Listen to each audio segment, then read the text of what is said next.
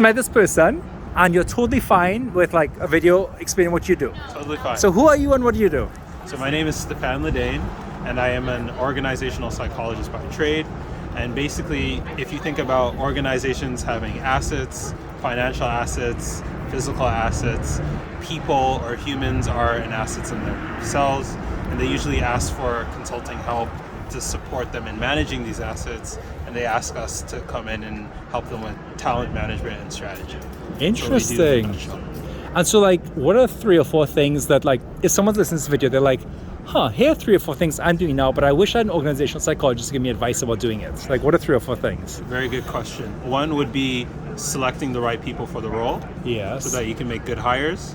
Another would be knowing how to develop people so that they become more productive and more engaged.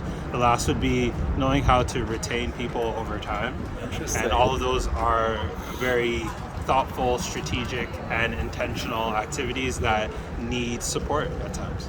And so like, let's say there's like a small business owner, let's say there's like someone who's like running a research lab. They probably just do this stuff, to be totally blunt, by like just using their head, Sure. which I suspect someone like you might say is also called winging it. Sure. What could they read? Like, what are some articles they could read or a book they could read to be like, oh, here's this whole like world outside of me of like a blog post, and then they could read that and get some ideas, and then also be like, oh, I need to talk to an organizational psychologist. Or is there like an association, or what would you recommend we could Google or look at? Yeah, we'll start with 2 like quote unquote pop versions of what we do. Sure. One is the work of Adam Grant. Oh my gosh, when you said you're organizational psychologist, I was about to say, do you know Adam Grant? He is Adam Grant? He's the celebrity organizational psychologist. Interesting. Okay. So he's a good start. He's very like, we'll say watered down, but still accessible and digestible.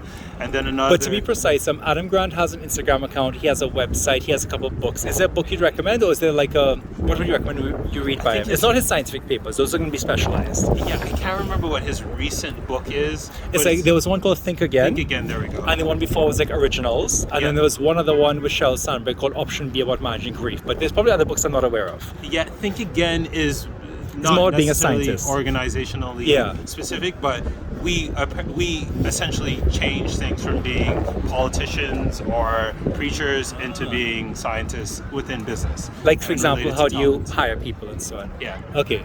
But there's not like a blog post of his that would be a good summary of the field. Like, is a Wikipedia page any good, or? To be honest with you, I don't study his stuff too deeply because, again, it's like for entry level work. I got you, yeah. So I would say just follow his Twitter account and you'll get a general sense. But Gotcha. if you want to read more and like get a more full encompassing idea of what we do, Harvard Business Review, the talent management, human capital section is a great place to start. There's a lot of headlines that digest research and practice into like, what can you do in this situation? So Harvard Business Review, and then go to the website, and then go to the set.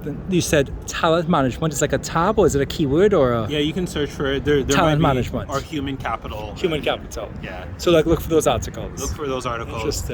It's a digestible way of understanding what we do. This is super helpful. And if you were to give someone else like a tip, like how can they chat with the organizational psychologist? Like, is there like an association where like they can see what the conferences you all have are, or like, I know it's a weird question, but how would they get in touch with someone to be like, oh, I have a question, how do you tackle this? And maybe they could pay a consulting fee, maybe they could just get advice, I don't know. Sure. This is still a very niche business that runs on word of mouth, but there's an association called SIOP, that's SIOP. SIOP. That's right, which is like the Society of Industrial Organizational Psychologists. Yeah, that's right. Okay. That's sort of like the hub of accredited organizational psychologists. Oh, it's And accredited, you can okay. hire people from there. You can learn more about what we do. But yeah, that's sort of where everyone convenes. That's super interesting. And if like you or anyone else was asked, when you need to leave, don't be polite. Sure. If you or anyone else was asked, like, I'd love to ask you some questions and pick your brain, you know? And they emailed you or cold emailed you, what could they offer you in exchange or make it viable for you? Like, would they say like, you know, I'd love to pick your brain, and you know, if you want, I can even like video record it and post it on my LinkedIn, or I can like write down 5 ideas of what you told me that I can post on LinkedIn and tag you. Like, what can they offer you to say, like, I really appreciate your time and like I hope to give you some value in return? Yeah, well, I think all of us got in the field because we saw the workplace and how people are engaged in the workplace is broken. And so I would love a mass dissemination of these ideas so that they become more democratized. That's amazing. But if you wanted to help me personally and professionally, hire us and continue to do work with us. Got you. And the way I would email an organization to say, here's what organizational psychologist is, here's where you should hire one. Should I show them the Wikipedia page, or should I say, like, emails like, hi X, hi Mary, your organization might consider looking at organizational psychologists. Here's what they do, Wikipedia. Also, here's examples of 5 ways they can help you look at PSYOP. Is that what I would send to them, or what would you put in the email? I would probably take a more case study route, which would That's a great point. More of the management literature, and say, here's how businesses have been leveraging organizational psychologists and have been performing much better. Well, if you don't mind, if you want to send me like a case study or 2, then I will actually send an email right now to the organization I work at and say, are you all aware that this is a thing? And can we look into seeing whether we can hire or consult with such people? Because I love what you said about, you just want to see, like you said, in some ways you why the workplaces are broken. Yeah. Or at the least that they're not helping people flourish the way they could. And so you want to see democratization, transmission of this knowledge to help everyone. Yeah, exactly. So if I can help in that in any way, send me a case study so I can start putting that out. And I'll also try and post it as a social media post. Sounds good, man. I'll do that. And maybe you have 1 more minute? I do need to run. Sounds good. If you want to close. Actually, sure. Do you want me to walk with you for a minute? Sure. I'm going this way. Great. So the 1 more minute would be, let's give that person right now, when we email, something to say. So can you give me one example of something that like an organizational psychologist might do for helping them develop people's talents and skills and knowledge that might not be totally obvious to them? Yeah, that's a good question. Like a soundbite, or like example of what you and others have done. Well, I think when we specialize in leadership, which is probably where the beginning of the brokenness is originated, what we give leaders is the ability and the roadmap to self-awareness that's sustainable. And what that in turn does is allow more inclusive, more accommodating workplaces where people can really be their full selves and be productive.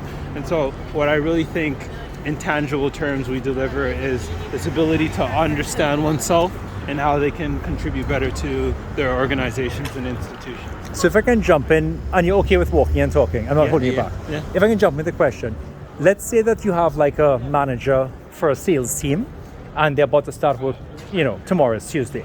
Let's say that you have a